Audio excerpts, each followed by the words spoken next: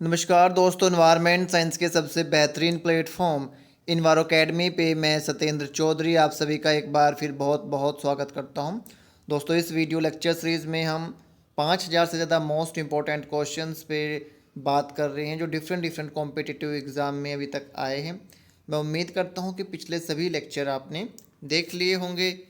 यहाँ पे हमारा पहला क्वेश्चन है, what is the concentration of H positive ion in water if the POH value is 6। बहुत बार हम इस टाइप के क्वेश्चन सोल्व कर चुके हैं पहले भी, और ये JSO के एग्ज़ाम में आया हुआ क्वेश्चन है। और मैं उम्मीद करता हूँ कि जिन लोगों ने एग्ज़ाम दिया होगा सभी ने ये क्वेश्चन सही ही किया होगा दोस्तों। तो कैलकुलेशन इसकी कैसे करनी है आप सभी को पता होना चाहिए, क्योंकि मैं 2-3 वीडियो ऑलरेडी इस कॉन्सेप्ट पे बना चुका हूँ जो UGC नेट के क्वेश्चन पेपर में आए हुए क्वेश्चन थे। तो सिंपल इसका आंसर है आपको 10⁻⁻8। कैलकुलेशन अगर अभी भी आप नहीं कर पा रहे हैं तो आप मुझे कमेंट बॉक्स में लिख के बता सकते हैं, मैं फिर से एक बार कैलकुलेशन समझा दूंगा। बट कई बार, ठीक है, मैंने बताया कि 2-3 क्वेश्चन तो हम UGC नेट के ही इस टाइप के सोल्व कर चुके हैं दोस्तों। तो कोशिश करना सबसे पहले सर्च करने की, थोड़ा सा होमवर्क करना, फिर भी ना आए तो डेफिनेटली मैं इसको अलग से समझा दूंगा। अगला क्वेश्चन है, of the following technical option in plastic waste reuse oblique recycle which one has witnessed more success in India. तो अगर आप इन चारों ऑप्शन की बात करो तो रोड में हम प्लास्टिक का यूज़ कर रहे हैं दोस्तों। जब भी आपको रीयूज़ एंड रिसाइकिल की बात आती है तो आप एक चीज़ माइंड में रखना कि जो इंसिनरेशन एंड लैंडफिल होता है ना, वो कभी भी रीयूज़ और रिसाइकिल में नहीं आता है दोस्तों। ठीक है। अगला क्वेश्चन फिर से एक बहुत ही आसान सा क्वेश्चन है। The ideal gas law is stated that PV is equal to nRT for n equal to 0.5। Temperature kelvin में दिया है, प्रेशर ये हमें, अगर आप सिंपली वो क्वेश्चन देखो जो हमने यूनिट कन्वर्जन जब हम करते हैं PPM टू mg पर नॉर्मल मीटर क्यूब, तो हम वहाँ पे क्या चीज़ कंसिडर करते हैं कि हमारा जो एयर का 1 मोल होता है उसमें 22.4 लीटर गैस होती है, या 24.45 लीटर गैस होती है। STP और NTP पे दोनों पे आपका अलग अलग होती है, सभी को पता है।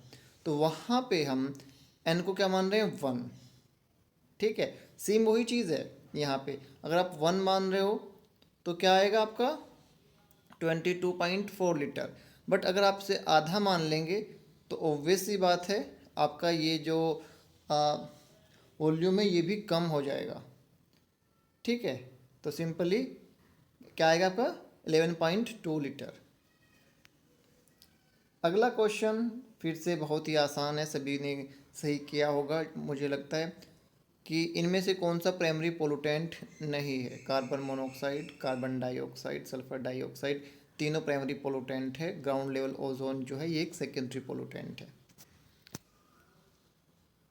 अगला क्वेश्चन फिर से बहुत ही आसान है, बहुत बार हम इस पे अब बात कर चुके हैं। ऐसे क्वेश्चन जो है लगभग हर कंपटीशन में आपको मिलते ही मिलते हैं दोस्तों, कि आपने जो हमारे अर्थ की एटमॉस्फेयर की लेयर है उन सभी को सीक्वेंस में लगाना है, टॉप टू बॉटम। ठीक है, तो ये एक line top to bottom, bottom to top, इन सभी को ध्यान से पढ़ना होता है। हम ऊपर से नीचे की तरफ जा रहे हैं। तो आपका exosphere, thermosphere, mesosphere, stratosphere and आपका ट्रोपोस्फीयर। ऑप्शन नंबर डी सही आंसर है। क्लोराइड के एस्टिमेशन में इंडिकेटर कौन सा यूज़ किया जाता है। जो लोग लैब में काम करते हैं उनको तो एग्जैक्टली पता ही होगा। Potassium chromate. ठीक है, पोटेशियम क्रोमेट, पोटेशियम डाइक्रोमेट, इन दोनों में कन्फ्यूज़न बहुत ज़्यादा हो जाता है। पोटेशियम डाइक्रोमेट भी हम मोस्ट फ्रिक्वेंटली यूज़ करते हैं बट इंडिकेटर के तौर पे नहीं करते, उसको COD में यूज़ किया जाता है। ठीक है, इंडिकेटर के उसमें फॉर्म में क्या यूज़ कर रहे हैं हम, potassium chromate in the determination of आपका क्लोराइड। अगला क्वेश्चन है आपका कि जो हमारे national board for wild life जो है उसमें आपका जो चेयरपर्सन होता है, ठीक है, वो कौन होता है? Simply prime minister. इस टाइप के क्वेश्चन भी बहुत पूछे जाते हैं। मैं हमेशा बोलता हूँ कि वाइल्ड लाइफ प्रोटेक्शन एक्ट पे लगभग एक क्वेश्चन हर पेपर में आता है, स्पेशली यूजीसी नेट की अगर मैं बात करूँ तो। इसलिए मैंने आपको जब भी बात होती है कि कौन सा एक्ट सबसे ज़्यादा पढ़ना चाहिए, तो मैं यही बोलता हूँ कि भाई वाइल्ड लाइफ प्रोटेक्शन एक्ट और इन्वायरमेंटल प्रोटेक्शन एक्ट, ठीक है, इन दोनों एक्ट को तो एटलीस्ट पूरा पढ़ना ही चाहिए हमें। फिर आते हैं हमारे water act and air act. अगला क्वेश्चन है एयर जो एक्ट में कितने चैप्टर हैं? 7। अगला क्वेश्चन है हमारा जो अर्थ डे है वो कब ऑब्जर्व होता है? 22 अप्रैल को। अगला क्वेश्चन है which national park in India set up the countries first quarantine facility for animal? Jim Corbett park. अगला क्वेश्चन EIA से रिलेटेड है, बहुत ही इंपॉर्टेंट क्वेश्चन होते हैं इस टाइप के। Any project or activity specified in category B will be treated as a category A if it is located in whole or a part within the 10 kilometre of the boundary of certain area, ठीक है। तो अगर आप option number A, सी और D की बात करो तो ये सभी जो हैं ए कैटेगरी में ट्रीट होंगे। But option number B, inter city boundary, ये हमारे इस क्वेश्चन का सही आंसर है। इसको हम ऐसे ट्रीट नहीं करेंगे, ठीक है। इंटरनेशनल बाउंड्री हो गई आपके, क्रिटिकल पोल्यूटेड एरिया हो गया, प्रोटेक्टेड एरिया, इनको स्पेशल ट्रीटमेंट मिलता है। फिर से EIA पे एक क्वेश्चन है कि EIA में फोर्थ स्टेज कौन सी होती है जब हम EC लेने की बात करते हैं? तो अप्रेजल। अगला क्वेश्चन आपका वाटर ट्रीटमेंट से रिलेटेड है। कुछ केमिकल हमें दिए हैं और ये पूछा है कि एलम का क्या काम है? तो एलम बेसिकली कोगुलेशन का काम करता है, कोगुलेंट है। बहुत ही इंपॉर्टेंट प्रोसेस है वाटर ट्रीटमेंट में कोगुलेशन, फ्लोकुलेशन। कुछ बच्चे जो इंडस्ट्री में काम कर रहे हैं वो बोलते भी हैं कि सर इस पर आप डिटेल में लेक्चर बनाओ वाटर ट्रीटमेंट प्रोसेस पे। डेफिनेटली कभी हम बनाएंगे, बट यहाँ पे आपके लिए यही इनफ रहेगा कि एलम जो है वो कोगुलेशन का काम करता है, मोस्ट कॉमनली यूज़ होता है क्योंकि ये लगभग सभी पीएच पे आसानी से काम कर जाता है। अगला क्वेश्चन आपको दिया है as per CPHEEO sanitary landfill जो है वो आपके हैबिटेशन से कितनी दूरी पे होनी चाहिए? At least 500 metre.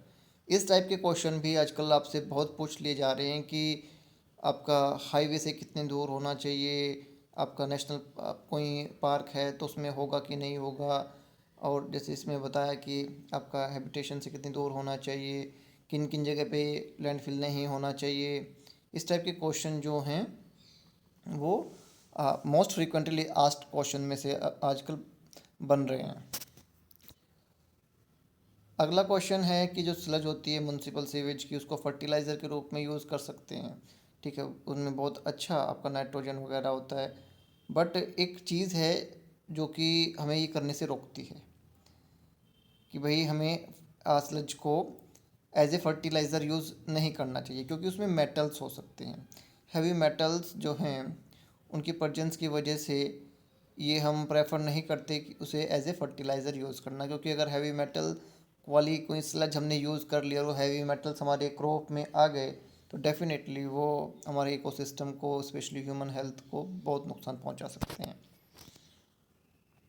जो हमारे नेज़ल पासेस हैं वो बेसिकली एक फ़िल्टर का काम करती हैं दोस्तों। 10 माइक्रोन तक के जो पार्टिकल हैं वो हमारे नोज़ में रुक जाते हैं, 10 से कम होते ही वो हमारे गले तक पहुंच जाते हैं, ठीक है, और धीरे धीरे वो लंग्स तक भी पहुंच जाते हैं। बट यहाँ पे हमारा सही आंसर क्या आएगा? आपका मोर देन 10 माइक्रोन मीटर। अगला क्वेश्चन है कि इनमें से चारों ऑप्शन में से कौन सा इन सिटू कंजर्वेशन मेथड नहीं है फॉर फ्लोरा? ठीक है। इन सीटू एक्स सीटू पे बहुत क्वेश्चन आते ही हैं, अगर किसी ने ध्यान से पेपर पढ़े हों तो। बोटेनिकल गार्डन जो है ये एक एक्स सीटू मेथड है, इन सीटू मेथड नहीं है।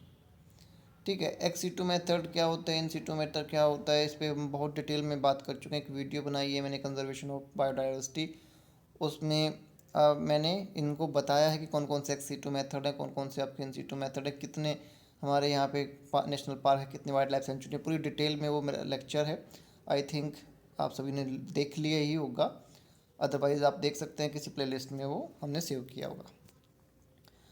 अगला क्वेश्चन फिर से आपके एटमॉस्फेरिक स्टेबिलिटी कंडीशन पे है। ये एक ऐसा क्वेश्चन है, इसके बिना कोई पेपर नहीं बनता। ठीक है। डिफरेंट डिफरेंट टाइप के आपके जो फ्लूम बिहेवियर हैं उन पे कोई ना कोई क्वेश्चन आपको मिलेगा ही मिलेगा, किसी भी कंपटीशन में आप चले जाओ। यूजीसी नेट में तो लगभग हर पेपर में इस पे क्वेश्चन है, बहुत सारे क्वेश्चन हम सोल्व कर चुके हैं। टारगेट जीआरएफ में मैंने एक पूरा डिटेल में लेक्चर बनाया है इस पे। तो यहाँ पे आपसे अगर पूछ लिया जाए कि भाई स्टेबल कंडीशन में कौन सा फ्लूम बिहेवियर होता है, तो फैनिंग हमारा है।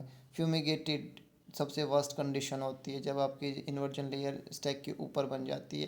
तो इस टाइप से ये आपके फ्लूम बिहेवियर पे जो लेक्चर है वो आपको ज़रूर देखना चाहिए, वरना गिलबर्ट मास्टर की बुक से, जो भी बुक आप रेफ़र कर रहे हैं उससे इसको अच्छे से पढ़ लेना दोस्तों। हार्डनेस, जब भी वाटर हार्डनेस की बात होती है तो सभी ने पता है कि 2 टाइप की हार्डनेस होती है, टेम्परेरी हार्डनेस और आपकी परमानेंट हार्डनेस। यहाँ पे पूछा गया है परमानेंट हार्डनेस किसकी वजह से होती है, तो chloride and sulphate of calcium and आपके मैग्नीशियम। आजकल इस टाइप के क्वेश्चन भी बहुत मिल रहे हैं कि भाई यूएन क्लाइमेट चेंज कॉन्फ्रेंस जो है 2018 में जो हुई थी, कहाँ हुई थी। इस पे मैं हमेशा करंट अफेयर आपको भेजता रहता हूँ व्हाट्सएप पे, और अ, कुछ ऐसे इंपॉर्टेंट होते हैं तो मैं उनको वीडियो भी बनाता हूँ। तो कभी भी इस टाइप के जो आपके मेरे मेरे छोटे छोटे अपडेट्स हैं आपको भेजे हुए, उनको कभी भी मिस मत करना दोस्तों। एक क्वेश्चन जो है एटलीस्ट आपको मिलेगा ही मिलेगा ऐसे उस पर। तो इस क्वेश्चन का सही आंसर है जनेवा, और मैं उम्मीद करता हूँ कि ये सारे क्वेश्चन जो हैं आपके लिए यूज़फुल होंगे, जो मैंने टॉपिक हाईलाइट किए हैं। ठीक है, उनको आप ज़रूर एक बार चेक करें, ज़रूर जो है उनको थोड़ा सा अच्छे से सलीके से पढ़ें दोस्तों। दोस्तों सीखते रहिए, मुस्कुराते रहिए, मेरी बेस्ट विशेज़ आपके साथ में है। God bless you, thank you दोस्तों।